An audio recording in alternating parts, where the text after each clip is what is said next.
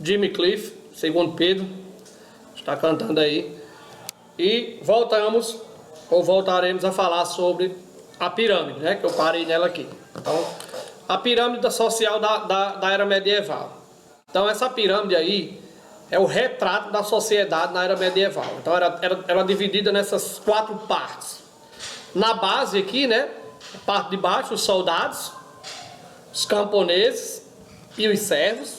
Então, esses soldados não eram aqueles cavaleiros, como eu falei para vocês, não eram os cavaleiros que as damas suspiravam, não. Era aquele soldadinho pé de chinelo. Os soldadinhos que pertenciam lá aos feudos. Então, era aquele soldadinho ali. Os camponeses e os servos. Os camponeses, aqueles camponeses livres. E os servos, que eram os escravos. Então, a base da pirâmide era formada dessa forma aí. Já um pouquinho acima, aí tem os cavaleiros. Aí sim, os cavaleiros que as moças suspiravam, se apaixonavam, usavam aquela vestimenta com a cruz aqui no meio, né? Os cavaleiros da tábua redonda, né? Os cavaleiros templários. Pronto, esses aí sim, na segunda parte da pirâmide.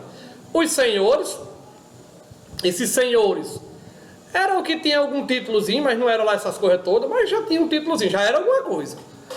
E os bispos era como se fosse, digamos assim, a parte baixa da igreja, a ralé da igreja, como fosse isso. Então eles também pertenciam a essa classe da pirâmide. Aí subindo um pouquinho, aí eu tenho a nata da igreja, que são os cardeais e os papas. Então aqui, na figura da igreja, né, o mais importante, depois de todos, o mais importante da figura da igreja é o Papa. Então pronto, ele estava um pouquinho acima, quando eu digo pouquinho, só aqui na pirâmide, mas em distância digamos assim, de questões sociais, era um abismo enorme.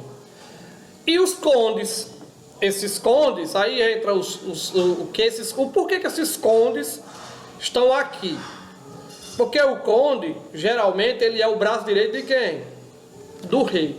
E o rei está lá no topo, ó, o el-rei. Então o rei está no topo da pirâmide. É o rei e o resto. Só que aqui, essa segunda parte, tanto os papas, os cardeais, como os condes, eles tinham um papel fundamental na política da época. Essa pirâmide, essa parte de cima aqui, quando eu me refiro ao rei aqui, ó, essa parte de cima aqui, ela não mexe. Ela é desse jeito aí, como vocês sabem. O rei morreu, passa para o filho, depois passa para o neto, e assim vai levando. Então ela não é mexível. O que ainda podia mudar era essa partezinha aqui de baixo. Digamos que um camponês aí ganhava uma porçãozinha de terra e subia um degrau. Ou um cabra que já tinha aqui, um senhor feudal, né? Tinha uma terrinha, mas aí perdia, ele descia. Pronto, é a única possibilidade de mudança nessa pirâmide era essa daí. Mas chegar ao posto de rei nunca ninguém chegava, porque era de pai para filho. E essa cardeais, papas e condes nunca chegava também. Então a única mudança era essa daqui. Então a coisa, não vai pensar que isso acontecia facilmente, não. Dificilmente isso acontecia, dificilmente. E geralmente era só subir. Era um camponês que ganhava uma porçãozinha de terra maior e subia, mas só isso. Simples e simplesmente isso. Ele não tinha outra saída, não. Mas olhe que uma figura importante aqui vai ser o Papa, viu? Por que uma figura importante? Porque ele faz parte da igreja. E essa igreja, galerinha, quando vocês começarem a estudar a Idade Média, que a gente já está vendo aqui algumas coisas, ela tinha grande poder, muito poder mesmo. Muito mesmo. Então, ele tem um papel fundamental tanto na política como nas decisões do rei. Então o rei era como se fosse a representação de Deus na terra. Então é Deus no céu, o rei na terra. Então é como se fosse, olha aí a que ponto nós chegamos. É como se fosse o representante de Deus na terra, esse rei. Então, por aí você tira a importância. Vou falar da Igreja Católica. Aqui não estou falando de crença, não estou falando de que Deus existe ou não existe, não estou falando de haver ou não uma força superior, não vou falar dessa questão. É um assunto É um assunto muito complicado de se falar, mas eu preciso falar da Igreja Católica. Então, sempre nessa hora, eu não estou falando da Igreja instituição, não estou falando se existe ou não uma força maior, não estou falando se deve ou não ser crente a Deus, não estou falando disso. Eu estou falando, vou falar um pouquinho aqui das pessoas que fazem a igreja. Então, a igreja em si, não, as pessoas que fazem a igreja. Então, essa questão mais de Deus, se existe ou não existe, de uma força superior, não cabe a nós. Então, só um pedacinho aí de um texto de um Papa, né? Para você ter uma ideia como a igreja ela tem um poder fundamental dentro daquela pirâmide ali. Os príncipes têm poder na terra, os sacerdotes sobre a alma. E assim como a alma é muito mais valiosa do que o corpo, assim também mais valioso é o clero do que a monarquia. Olha só o que ele me diz. Só terminar. Nenhum rei pode reinar com o acerto, a menos que sirva devotamente aos vigários de Cristo. Vou voltar aqui na pirâmide. Cara, para esse rapazinho aqui reinar, ele tem alma. E quem manda na alma dele é Deus. Então ele reina aqui, mas a importância dele só é dada por causa de Deus. Então ele diz assim, tá no topo. O rei está no topo. Mas se não for a igreja, se não for Deus permitindo isso, você não é nada. Então, você tem uma ideia como a igreja está ali, porque tem seus interesses também. E fica claro nesse momento aí. Então, você vai reinar, mas fique bem claro, viu? Vai reinar, mas é porque Deus está deixando. Então, tem que seguir alguns critérios aqui dos vigários cristãos. Os vigários cristãos nada mais era do que o nosso amigo Papa. Então, o Papa tinha, sim, participação direta na política e nas decisões do rei. Confere? Então, é como se ele estivesse ali, como eu disse, ele era representante de Deus na terra, então é como se ele estivesse ali porque Deus deixou. Então, só para você ter uma ideia, o poder de Deus, ou o poder da igreja, em cima dessa pirâmide, ok? Então, é um texto, se eu não me engano, é o Papa II, se eu não me engano. Mas está aí para mostrar que o clero é mais importante que a monarquia. Então, tá a pirâmide, historicamente, a monarquia está em cima. Mas o clero é muito mais importante, muito mais valioso. Então, sempre nessa ótica. Você está aí, porque a igreja deixa, digamos assim, Deus deixa. Então, é melhor você ficar calminho aí. Você vai ter que seguir alguns conselhos. Não é à toa que o Papa tinha influências nessas decisões, tanto políticas quanto sociais, ok? Vamos adiante. Falando mais um pouquinho da igreja, né? A igreja católica, só da igreja, das pessoas que fazem a igreja. Teocentrismo, a visão na era medieval, o teocentrismo, essa visão do mundo, né? A visão do mundo cristão. Deus, perfeição e superioridade. Então, teocentrismo, Deus no centro do universo. Tudo, como aquele texto que a gente acabou de ver, tudo se conversa, tudo se fala em relação a Deus. Se não fosse Deus, não tinha nada nesse mundo, ok? O homem é o imperfeito, é o pecador, é o feio, é o sujo. Deus é a perfeição, o homem é o sujo, o homem é o pecador. Então essa é a visão da época. A igreja, como eu disse a vocês, não é à toa que ela estava só um degrauzinho abaixo do rei, não. E tinha influências, muitas influências com relação às decisões do rei. Porque a igreja, na época, ela detinha 2/3 das terras. Então era uma instituição riquíssima. Então, 2/3 das terras da época pertenciam à igreja. Muitas dessas terras conseguidas com relação às cruzadas, às guerras santas, né? Essas guerras que o cara matava em nome de Deus. Eram guerras mesmo, só que tinha o respaldo da igreja. É como se fosse assim, para a igreja não tem problema não, pode ir tomar, se apossar do que é do outro, não tem problema. Então, 2/3 dessas terras eram da igreja, então era instituição riquíssima. Escrita e leitura, onde é que estava? Igreja muito rica, 2/3 das terras. escrita e leitura estavam basicamente nos mosteiros. Só para você ter uma ideia, nessa época aí, 2% da população todinha era letrada. Então, galera, a maioria eram pessoas analfabetas. E pessoas analfabetas, convenhamos, são mais fáceis de dominar, né? As famosas marionetes, os famosos bonequinhos fantoches. Então, tem essa questão também. Muitas vezes é fato. Isso aí é utilizado até hoje ainda. Pessoas não letradas, pessoas analfabetas, elas são mais fáceis de ser manipuladas. Por que que os nossos governantes, quando eu digo governantes, não é partido A, partido B, são todos. Por que que eles não investem na educação? Como deveria investir? Ah, mas tem investimento sim, mas é desse tamanho, ó. Poderia ser enorme, porque enquanto eu tivesse controle, quanto menos pessoas formadas, menos pessoas críticas, mais fácil eu tenho de manusear. Quando eu tenho uma população letrada, aí o bicho é mais embaixo, o buraco é mais embaixo. Como eu disse a vocês em outras aulas, se o cara souber o valor, o peso da linguagem, imagina aí o cara que domina, manja bem a linguagem. Mas vamos lá. Então a escritura e a leitura estavam dentro dos mosteiros. Por que dentro dos mosteiros? Porque era lá que eles faziam traduções de textos, né? Faziam traduções, faziam manuscritos, então estavam praticamente lá dentro. Então, 2% da população só tinha direito ou era letrado, o restante toda analfabeto, bem mais fácil de ser manipulado. A filosofia da época era escolástica, né? Então, acho que Bruno deve falar, ainda vai falar bastante sobre isso, mas a filosofia escolástica era aquela filosofia, as duas figuras mais importantes é essa aí, Tomás de Aquino e Santo Agostinho. Então a filosofia escolástica era aquela que dizia assim, ó, que é possível sim algumas coisas ser explicado com um cunho científico, mas nunca deixando de lado essa ideia de, ó, é cunho científico.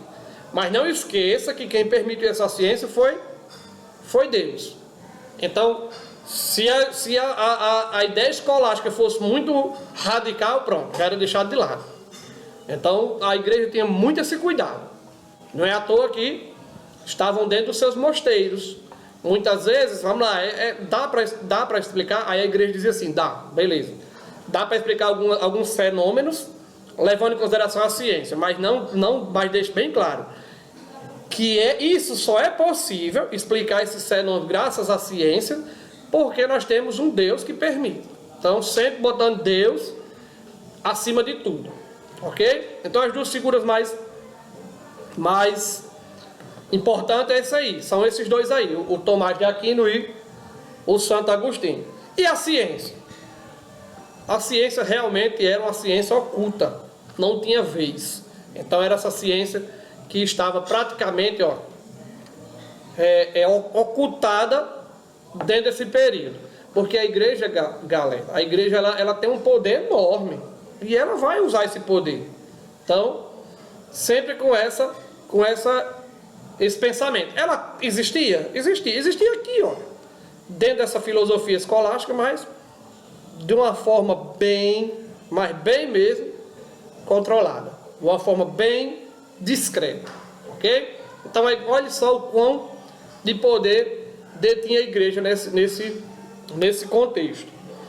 Então, sempre com essa ótica aí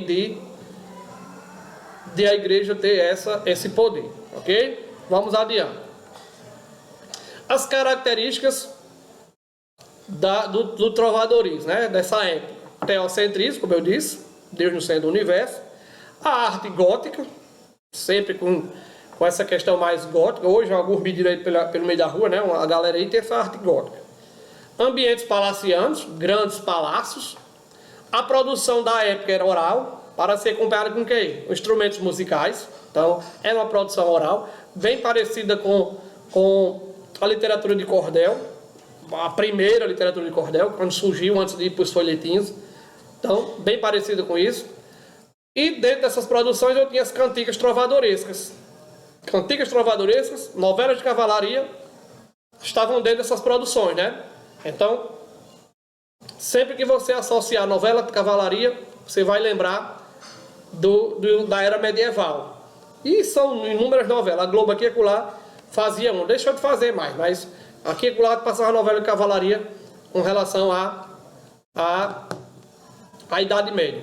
Mas existe essas cantigas, que é, digamos assim, o carro-chefe da literatura trovadoresca, as cantigas de amor, de amigo, de escárnio, de maldizer. Então esses são o carro-chefe. Mas que vocês percebam que existiam as novelas de cavalarias também. E o feudalismo, como a gente já falou, né? Esse sistema feudal presente em toda essa época de era medieval. E agora vamos falar das cantigas. Pessoal, até aí, ok? Então, vamos falar propriamente da literatura da época. Esse contexto histórico foi mais para situar e vocês verem o que vocês irão encontrar dentro da literatura da época. Então, as cantigas, assim como as novelas de cavalaria, é a produção literária da época da era medieval. Características das cantigas. A língua é uma língua galego-português, não existia um português ainda, propriamente dito, esse português contemporâneo, era uma mistura de línguas. Então, galego-português, se você pegar as cantigas, vocês verão que elas, a linguagem é um pouco diferente da nossa. Dá para entender? Dá, mas é um pouco diferente. Tradição oral, basicamente, ela era feita para ser cantada, né? Para mostrar essa questão de acompanhada com instrumentos. Cantada e acompanhada por instrumentos musicais. Então, pronto. Era muito presente essa questão dos instrumentos musicais nas cantigas. Então, não é à toa que ela leva esse nome, cantigas. Então, essas cantigas, que é uma tradição oral, ela é feita para ser cantada, acompanhada por alguns instrumentos específicos. Instrumentos esses que ainda são utilizados até hoje. Então, sempre com esse pensamento, ok? Os instrumentos que acompanhavam a cantiga é a viola de arcos, né? As cítaras, as flautas, o alaudes, os pandeiros, os soltérios, as gaitas, os soalhas. Então, são esses instrumentos que acompanhavam essas cantigas. Então, são alguns instrumentos que acompanhavam essas cantigas. Sempre nesse olhar, ok? E os artistas da época eram o trovador, né? O trovador é a alta nobreza, o músico. Então, além de alta nobreza, Pedro Pano foi-se embora, alta nobreza, o músico, não tem problema não. Apareceu com um canto em branco, não tem problema não. Então, alta nobreza, os músicos, trovador. O segrel, né? Que era o nobre, poética. Olha que tem uma seta que, se você parar para pensar, você vai ver que vai descendo, viu? Do mais importante para o menos importante. Mas todos têm a sua importância dentro das cantigas. O segrel aí, ó, é um nobre, um poeta e cantor. O jogral já é só compositor e cantor. O menestrel só é cantor. E a soldadeira, né, acompanhante do jogral. É como se fosse, na dupla sertaneja, aí, a segunda voz. Então só servia para isso.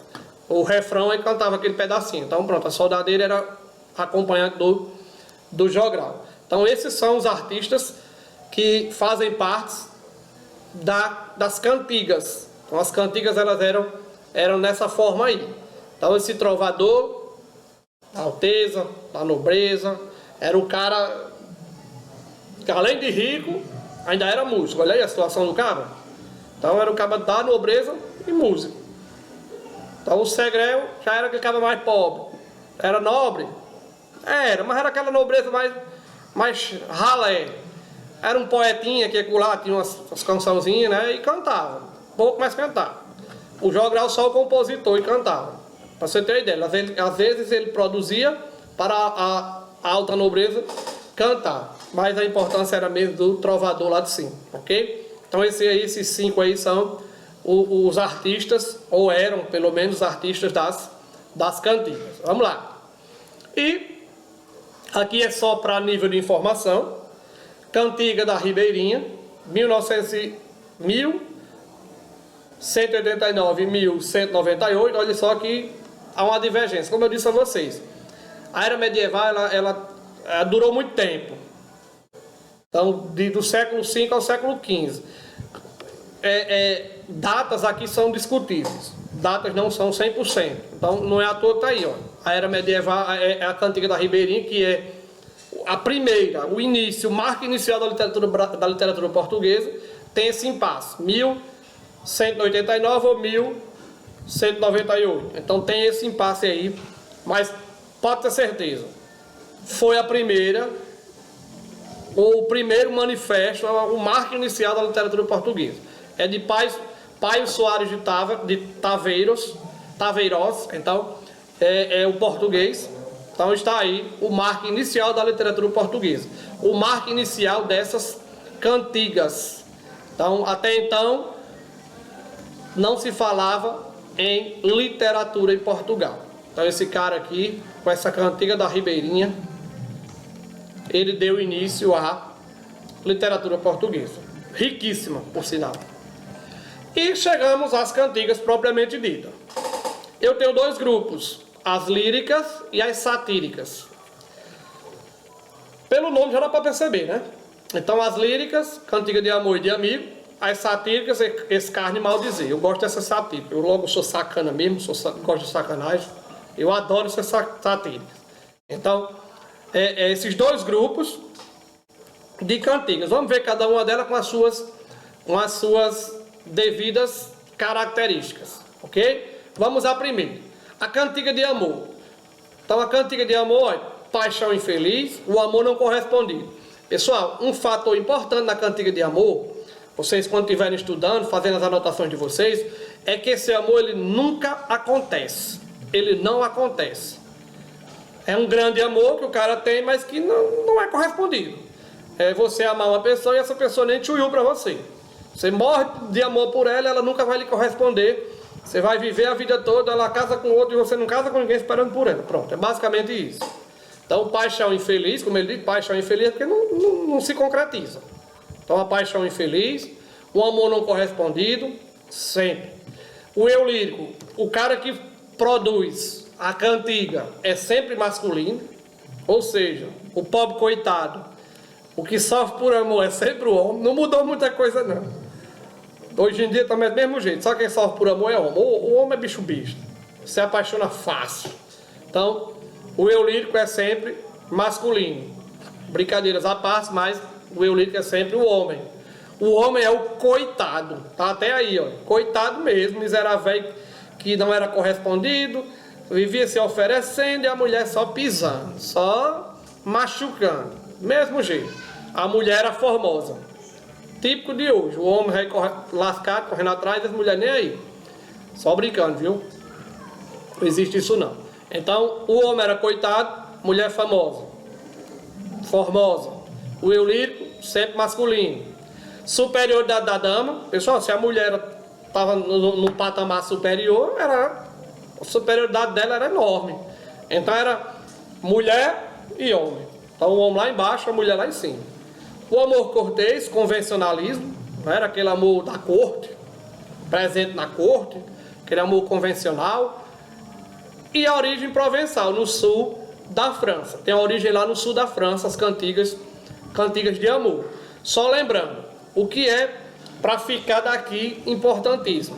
O eu lírico era sempre masculino, as cantigas de amor, e que o amor não correspondido. E o forró aumentou ali no fundo do fundão. E o amor que não era correspondido. Nunca, em hipótese alguma, o amor cantado nas cantigas de amor, ele acontecia. Era passivo de acontecer. Então essa é a cantiga de amor. Ok? Diferente da cantiga de amigo. Olha só a diferença aí, ó. A relação amorosa entre quem? Os camponeses. Então, olha só, eu saí da corte,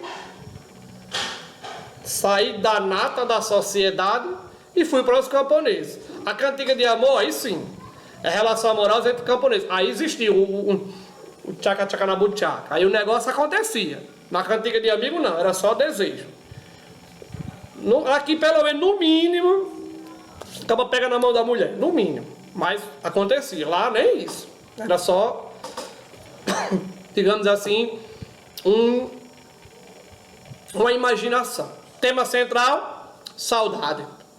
Pessoal, Se acontecia, então aconteceu, então tem que ter saudade. Então o tema central é o quê? A saudade na cantiga de amigo. Então, a saudade está presente. O eu lírico é sempre feminino. Ah, professor, então quer dizer que quem produz as cantigas de amor eram homens e quem produzia as cantigas de amigo eram mulheres? Não. Eram homens também. Só que era um homem que se passava por uma mulher. Pronto. Era o homem que se passava por uma mulher. Então, sempre o eu lírico, o olhar dessa paixão era vista pelo lado feminino da coisa. Diferente da de amor, que era o homem, o macho, a sofrência. O homem era o sofredor. Aqui é o eu lírico feminino, é um homem que faz se passando por uma mulher. Ó, expõe a visão feminina do amor. É como ele mostra como a mulher via o amor. Então, muitas vezes, por que saudade? Porque esses camponeses, elas tinham saudade dos seus namorados, amantes, maridos, que muitas vezes eles iam para as guerras e deixavam suas esposas. E aí ficava essa questão da saudade, esse olhar da realidade feminina. Então essa saudade muito presente, porque elas tinham esse presente no pensamento dela. Por que a de amor não existia saudade? Porque nem acontecia. Como é que eu tenho saudade de uma coisa que não aconteceu? Só posso ter saudade de uma coisa que aconteceu, que foi o que na cantiga de amigo. Então, o eu lírico sempre feminino, expõe a visão feminina do amor. Então é como a mulher via o mundo, via o amor real e possível. Como eu disse, ó, o amor ele é possível, ele acontece, diferente da de amor. Que o negócio, o tchaca-tchaca na buchaca acontece mesmo. Amor natural e espontâneo, não tinha nada de amor cortês, por exemplo. Aqui era tudo natural. Rolou a química, vamos para dentro. Então, está aí a cantiga de amigo. A origem ibérica, olha, nas penínsulas. Então, já diferentemente da origem da cantiga de amor, né, que era no sul da França, aqui a origem já é mais peninsular. Península arturiana, né? Rei Arthur, olha, já tem alguma coisa relacionada à cavalaria, ok? Então, cantiga de amigo. Agora, chegou na parte que eu gosto, que eu sou sacana mesmo, eu gosto desse daqui.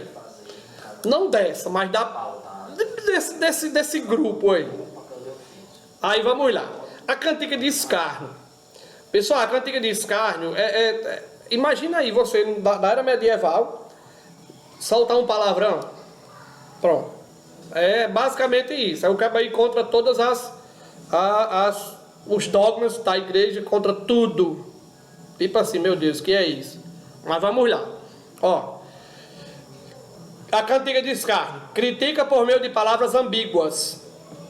Que são palavras ambíguas? São aquelas palavras de duplo sentido. Então é uma crítica. Ele vai criticar alguém. Essa crítica ela é de forma indireta. É tipo assim, aquela história. Eu falei, se a carapuça serviu, pronto. Tipo assim.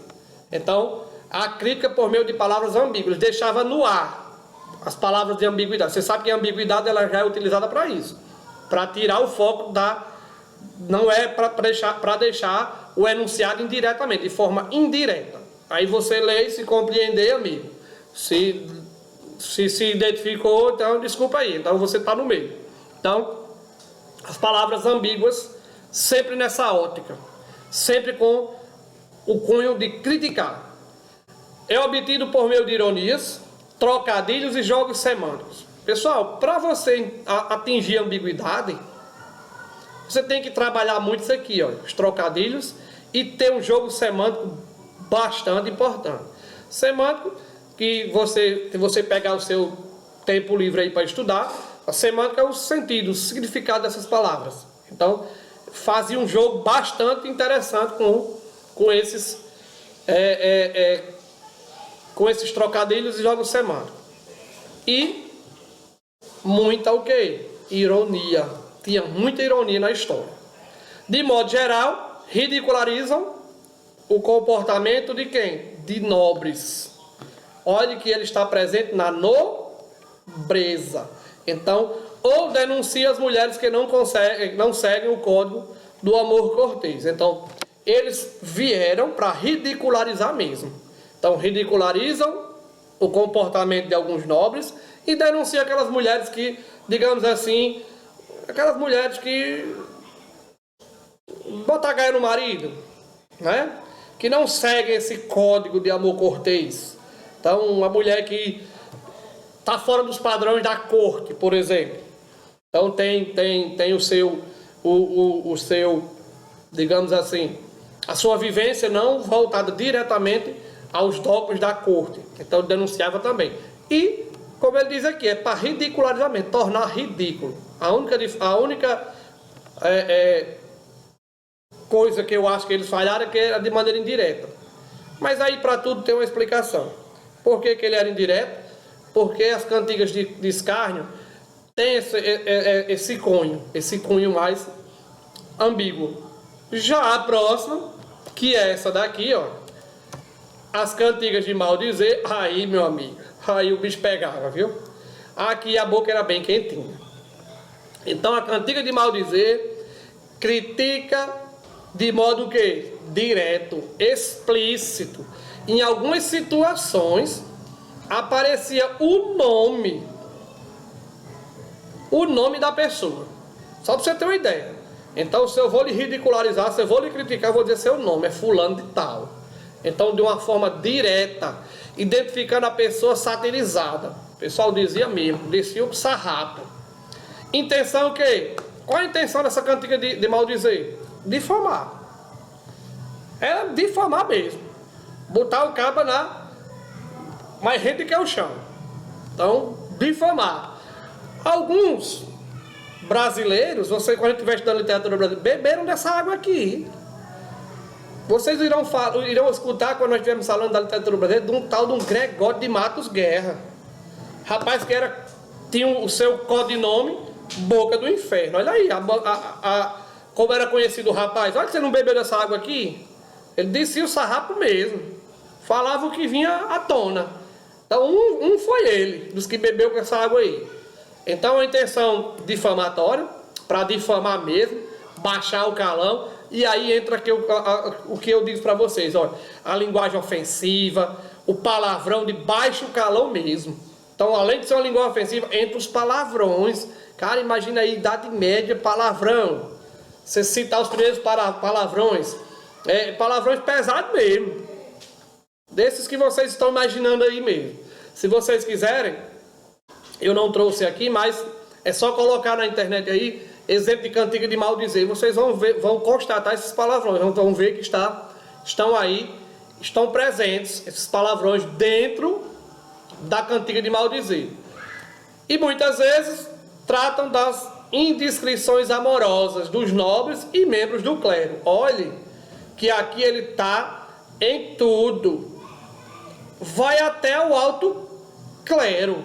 Então aqui ele critica todo mundo. Está todo mundo no mesmo barco. É nobreza e alto clero. São os nobres e o clero. Até o clero. Principalmente as traições. Então, muitas traições na época, eles mostravam na cantiga de maldizer. Ou criticavam, principalmente dentro do clero. Ok? Então, esses foram os 4 tipos de cantiga. Né? Cantiga de amor, que tem essa questão mais do amor impossível, do amor que nunca vai existir, que nunca vai acontecer. O amor existe, mas ele nunca irá acontecer. A cantiga de amigo, que é o amor que vai acontecer, acontece. O cunho temático dele é a saudade, né, assim? E só lembrando que a cantiga de amor, o eu lírico é um homem, a cantiga de amigo, o eu lírico já é a mulher, a visão do amor, mas só com a visão feminina. Mas isso não quer dizer que é escrita por uma mulher, é escrita por um homem, que fique bem claro isso. A cantiga de amigo é a visão feminina, mas é escrita, o eu lírico é feminino, mas é escrita por um homem que se passa por uma mulher. E as cantigas de escárnio, né, que critica de forma indireta, mas critica. E as que eu gosto mais, que é a de maldizer. Eu gosto mesmo do palavrão, da safadeza. Então, a cantiga do maldizer mesmo, que arrebenta a boca do balão. Então, essas são são os 4 tipos de cantigas presentes na literatura portuguesa. Então, o início da literatura, da manifestação literária portuguesa se deu por essas cantigas. Lembra da primeira a primeira cantiga da Ribeirinha? Começou ali, e dali surgiu esses vários eixos da literatura e das cantigas. Pessoal, por hoje é só. Então, espero que tenhamos, ou que tenha ficado o conteúdo que eu queria passar para vocês. A questão da era medieval, questão das cantigas, onde tudo surgiu. Por que começar por aqui? Porque lá na frente, como eu falei aqui na Cantiga de Maldizer, os nossos escritores beberam dessa água, né? O Gregório de Matos é um exemplo disso, que bebeu dessa água aqui da Cantiga de Maldizer. Então eu tenho que entender todo o sistema, como surgiu a literatura, para depois entender como é a literatura, ok? Então, primeiras manifestações literárias da história são as cantigas, principalmente de Portugal. Então começou aí o período literário português. Nas próximas aulas iremos ver cada uma dessas escolas.